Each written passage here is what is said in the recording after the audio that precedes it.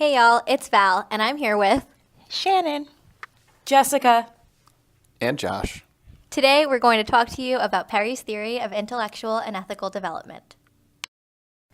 Let's start with a brief overview. Perry's theory is one of intellectual and ethical development. In other words, it is how students come to make meaning of the world around them and apply those thought processes to their actions and ethical decision making. Students subsequently use these techniques when they make meaning of their identities.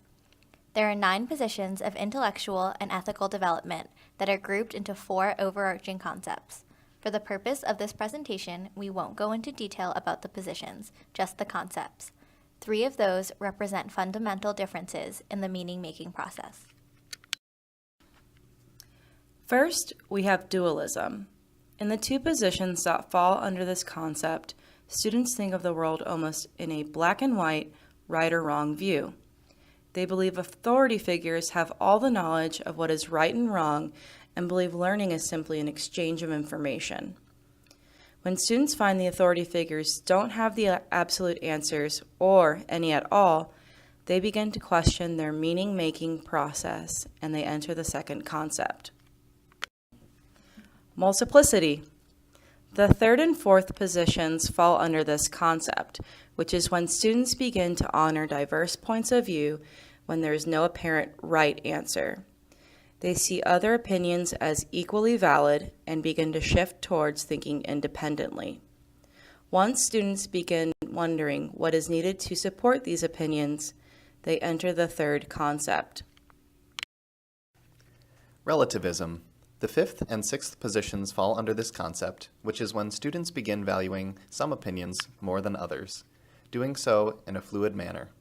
They now view knowledge as contextual, based on evidence or supporting arguments. This is also when students begin thinking in big picture terms, being able to detach themselves and evaluate their own arguments as well as others. The 4th and last concept, commitment, is not labeled as a shift in intellectual development, but rather a shift in ethical development. This is when students apply their relativist thinking to their actions. Commitment comes mainly in 2 contexts: area, which is social content such as politics, religion, etc., and style, which is balancing the external with subjectiveness.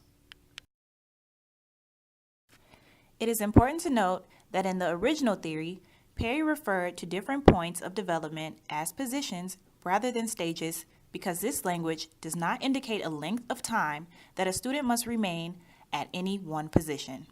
Furthermore, he defines development as the space between positions and details how students arrive at the different positions.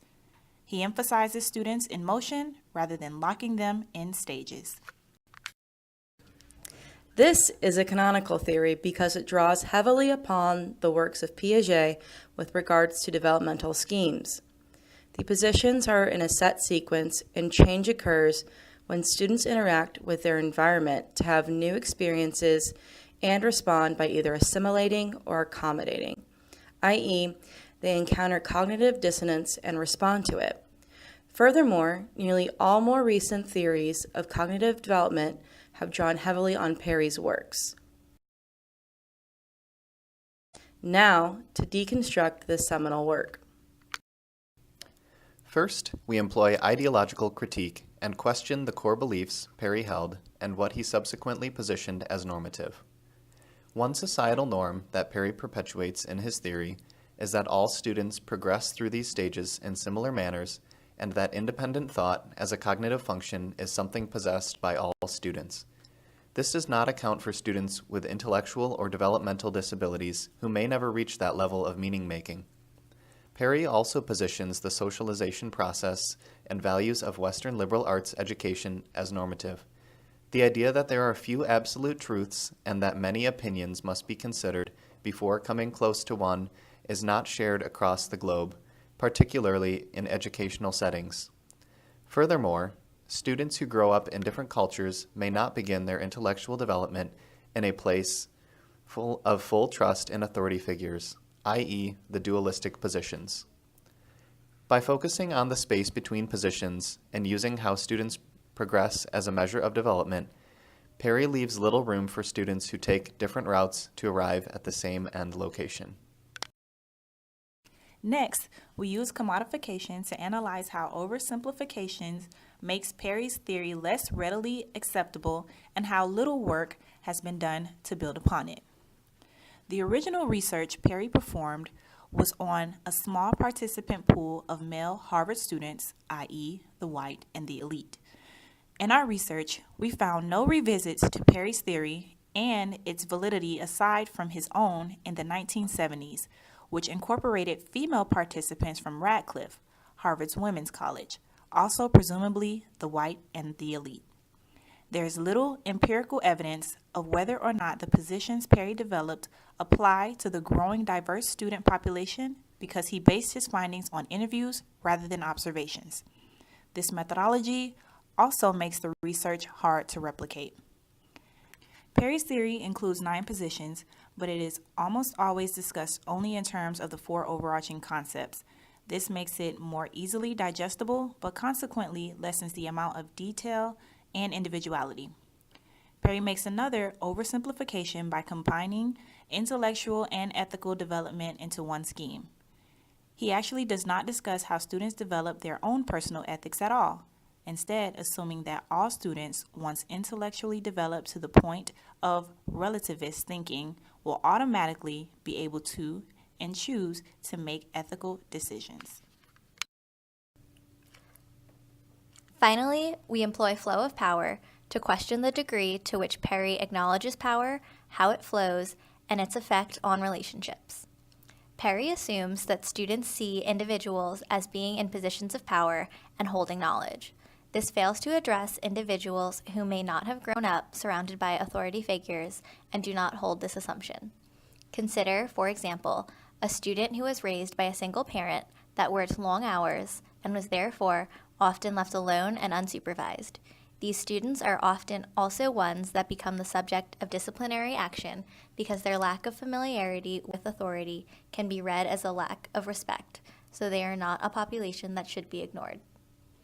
Additionally, in Dugan's chapter on leadership theory, he defines sources of power as unequally distributed in society and operating in unequal manners, which leads to the assumption that power flows from top down and only from top down.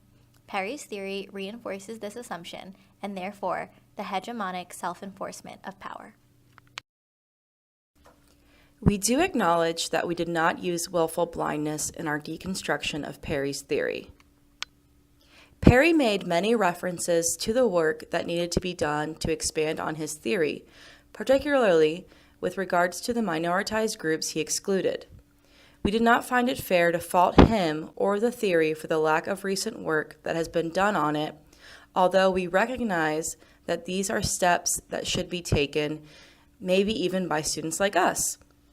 We do challenge you as our peers and colleagues to identify aspects of the theory that employ willful blindness that we may have missed. So now what? Recognizing that the original theory drew from interviews rather than observations, and that this methodology makes it inherently difficult to replicate, an important next step would be to find ways to continue Perry's work, but with regards to groups other than the white, upper middle class, Harvard, Radcliffe elite. Furthermore, these studies should take care to adjust the methodology to include behavioral, longitudinal data to verify the claims that Perry makes and so many others have built on. When considering suggestions for reconstruction, we charge that rather than solely challenging the learner to reframe their way of thinking, theorists should simultaneously challenge those in authority positions to also be cognizant of how they are influencing the learner and the power they have to do so. We should also be aware that power is, as Foucault presented, omnipresent, flowing through all interactions. By attending to power in this way, we address one of our major critiques of Perry's theory, as well as disrupt normativity by addressing a hegemonic norm. Making students aware of this bidirectional flow of power from early stages in development rather than later, as Perry proposes, would also help to cultivate agency. Finally, as for implications in our work, we believe that it is important to differentiate between cognitive and ethical development, rather than combining them like Perry does. He assumes that once students know how to critically assess problems and come to rationalized, evidence-supported solutions, they will be able to act on those. This fails to capture the complexity of ethical decision-making processes and all of the factors that influence those processes. We should not assume that knowing what is right translates into doing what is right. Thanks for watching!